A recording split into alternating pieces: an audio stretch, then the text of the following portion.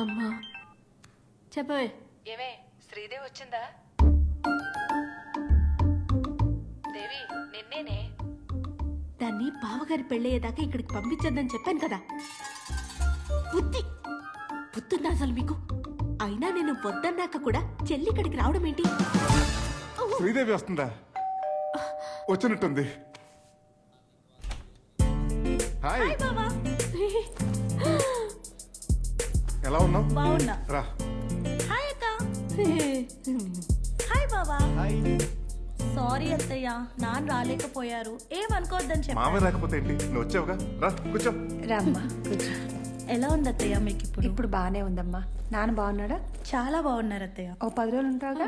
ఉండదు దానికి ఎగ్జామ్స్ అయిపోయి ఇంటికి వెళ్ళిపోవాలి కదా. వెళ్ళిపోవటం ఏంటి? ఎగ్జామ్స్ అయిపోయాక ఓ 4 రోజులు ఉండు. మీ అక్క కూడా తోడుగా ఉంటుంది. సరే బావా.